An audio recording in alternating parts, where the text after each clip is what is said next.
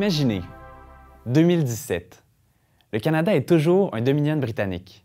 Devant le centralisme du gouvernement d'Ottawa, des politiciens québécois proposent de se séparer du Canada, mais pour se rattacher directement à la Grande-Bretagne. Étrange? C'est pourtant ce qu'ont revendiqué périodiquement certains leaders politiques des îles Marquises, en Polynésie française, depuis au moins les années 60, mais dans un contexte évidemment bien différent. Mais au fait, les Marquises, vous connaissez? Tehenua Enana, la terre des hommes, un archipel d'environ 10 000 habitants situé au nord du plus vaste territoire océano-insulaire au monde, la Polynésie française.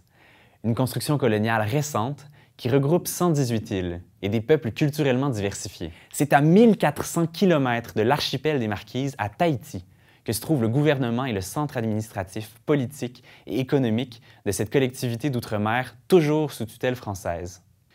Une importante centralisation génère une forte dépendance des archipels périphériques au centre, notamment en matière de services publics, de santé et d'éducation.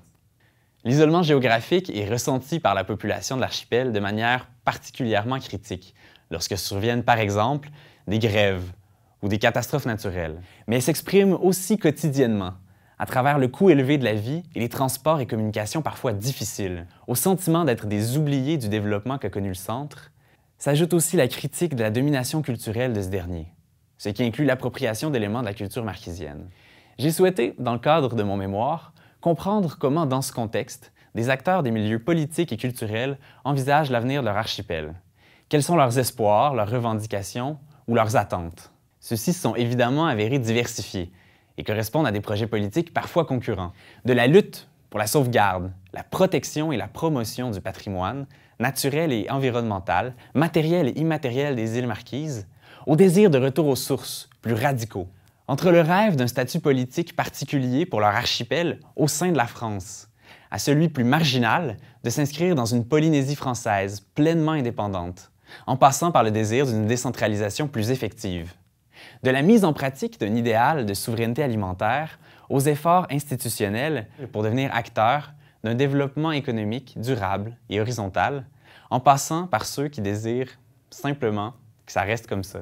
Les acteurs rencontrés tentent de faire naître les mondes possibles qu'ils imaginent par leur implication au sein de différentes institutions politiques ou culturelles locales, ou même hors de celles-ci, en s'adressant parfois à des institutions internationales telles que l'UNESCO, en subvertissant des modèles institutionnels français, en s'inspirant de ce qui se fait ailleurs ou de ce qui se faisait avant, pour repenser ce qui peut se faire aujourd'hui et demain, localement.